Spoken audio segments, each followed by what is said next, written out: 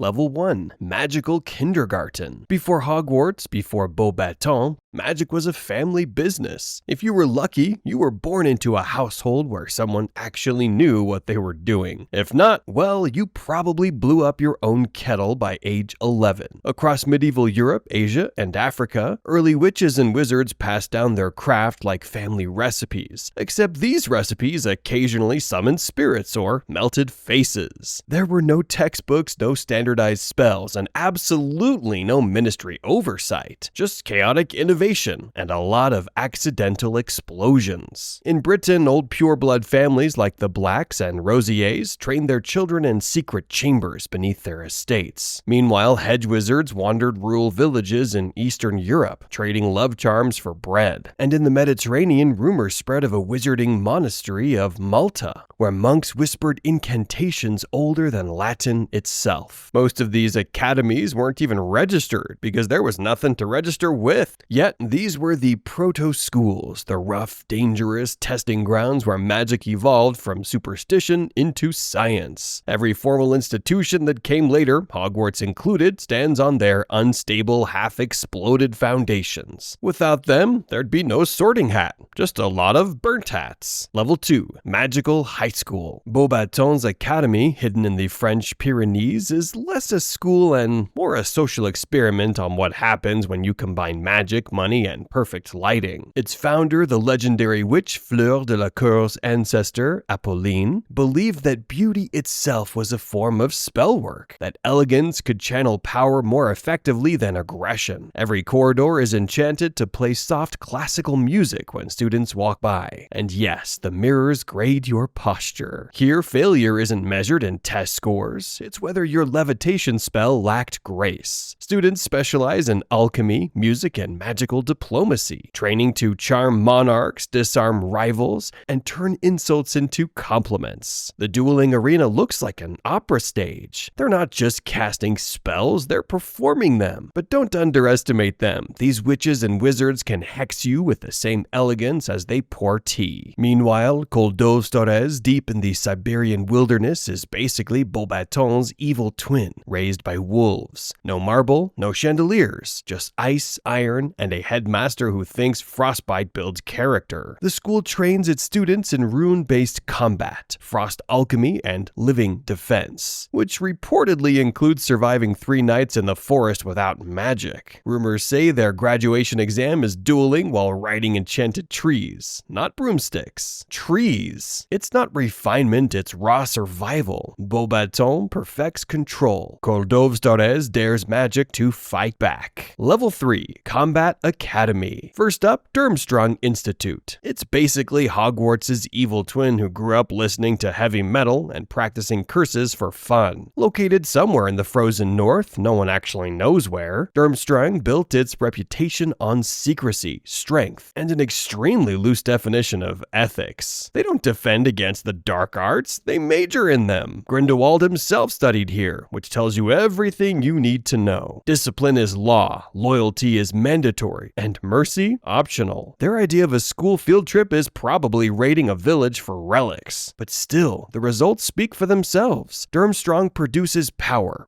ruthless, refined, terrifying power. Then, halfway across the world, Mahoto Koro balances the scale. Perched atop a volcanic island in Japan, it's the oldest continuously operating magical school on Earth, a place of peace, honor, and cosmic precision. Students' robes change color as their skill grows, from soft pink to brilliant gold. If your robe turns white, congratulations, you've gone full dark wizard. Where Durmstrang thrives on control through fear, Mahoto Koro teaches control through mastery.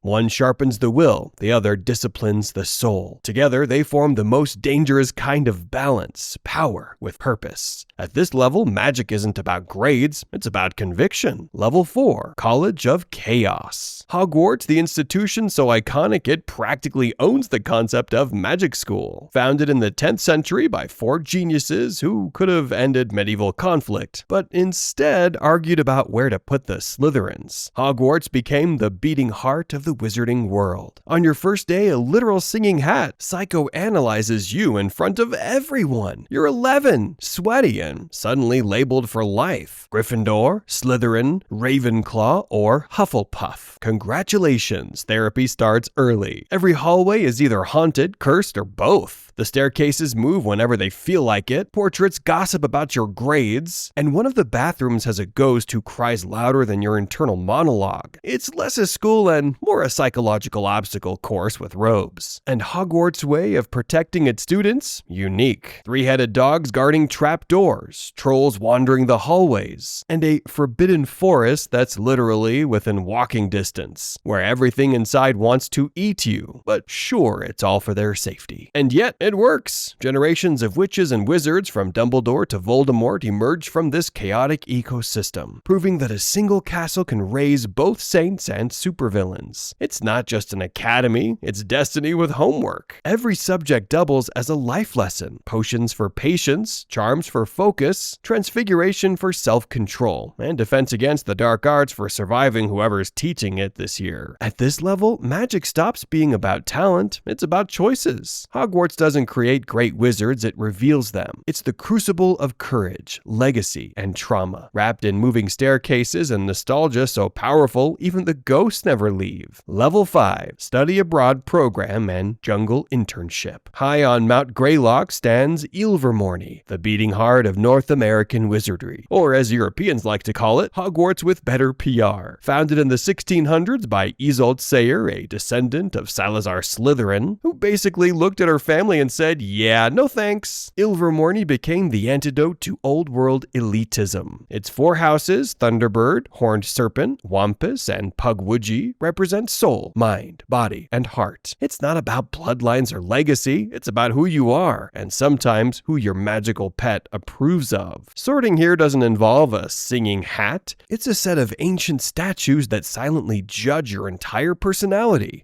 Very American. Ilvermorny is equal parts inclusive and chaotic, the kind of school that feels like it was built on optimism and caffeine. It turned wizarding education into something that actually resembled hope. Meanwhile, thousands of miles south, Castelobruxo hides in the Amazon rainforest, a massive golden temple shimmering beneath constant rain and mystery, guarded by mischievous forest sprites called Kaipora. It's less a school and more an ancient survival trial with homework. Here, classes aren't about wand technique, they're about not dying. Students trek through dense jungles studying magical fauna, weather manipulation, and herbal alchemy, often while being chased by something with too many eyes. Imagine potions class, but the ingredients are sentient, territorial, and occasionally carnivorous. The school itself is alive. Vines shift overnight, staircases bloom into flowers, and classrooms occasionally relocate without warning. There are rumors of a hidden greenhouse where plants teach you, and a single detention in the jungle is enough to traumatize even the bravest Gryffindor. Graduation isn't a ceremony, it's whoever makes it back alive, preferably with all their limbs. Level 6, Graduate School of the Gods. At level 6, we're past prestige. This is mastery. Where most schools teach you how to control magic, Uagadou teaches you how to become it. Hidden in the mountains of the moon, somewhere around modern-day Uganda, Uagadou isn't just the largest magical school on Earth, it's the oldest one still standing. And unlike every other institution on this list, they don't rely on wands. European wizards? But how do they cast spells without one? Uagadou? Talent. Try it sometime. Students study astronomy, alchemy, and self-transfiguration, the kind of subjects that would get a Hogwarts kid expelled, hospitalized, or both. Every witch and wizard is trained to command the elements directly, calling storms, reshaping stone, and tracing equations into the night sky, all without waving a stick. And how are students recruited? Not by letter, not by owl, by dream. If you wake up one morning to find glowing symbols drifting above your bed, congratulations, you've been accepted. Also, good luck sleeping ever again. The school itself is carved into the cliffs, its walls etched with ancient constellations that change with the seasons. Classes take place under open skies, where silence is sacred, and even the wind seems to listen. Uagadou's philosophy is balance, power without ego, mastery without domination. Its alumni are serene, driven, focused, and quietly terrifying. They don't duel for recognition. Reality simply bends out of respect. At this level, wizardry transcends training. This is where control becomes art and silence a spell. Level 7. Postgraduate Mythology. The Temple of Hika, buried somewhere beneath the Egyptian desert, is said to be the birthplace of human magic itself. Wizards there supposedly mastered soul binding, astral projection, and resurrection. The kind of lessons that make Horcruxes look like weekend projects gone wrong. It wasn't the dark arts, it was pre-light and pre-dark, creation before morality existed. Ancient carvings describe spells written directly onto the soul, not parchment, and rituals so precise they had to be performed during the alignment of 3 dying stars. Some historians believe every magical discipline, charms, transfiguration, even healing, can trace its roots to Hika's forgotten archives. Others say the archives are still active, rewriting themselves every 1,000 years, waiting for the next civilization foolish enough to read them. Then there's the Atlantean College of Magic. If Atlantis ever existed, this was its heart. A school powered by tides and geometry, where students could bend light, speak to the ocean, and manipulate sound to fold space itself. They didn't use wands, they used harmonic resonance. It's said the city sank because the magic became too perfect. The ocean simply took back what humans weren't meant to hold. Every attempt to map its ruins ends the same way. Lost ships, broken compasses, and one research team that returned speaking fluent Mermish, with no memory of learning it. And then, far across the world lies the rumored Australian Academy of Magic, hidden deep in the outback inside a canyon that glows with ancient runes under moonlight. Here students learn dream magic, illusion, and sand shifting, the art of walking through mirages without dying of dehydration or embarrassment. Their classrooms are open skies, and the desert itself is said to remember every spell ever cast upon it. Graduation? Finding your way back from a mirage that argues with you. Rumor says the headmaster once turned a Death Eater into a kangaroo for educational purposes. No one's seen him since, but sometimes when the wind blows, you can still hear him hopping. But this was only the beginning. The next lesson at Stickman Hogwarts? All 11 wizarding schools explained, and trust me, Hogwarts isn't the best one. Snape's waiting. Click now before he locks the door.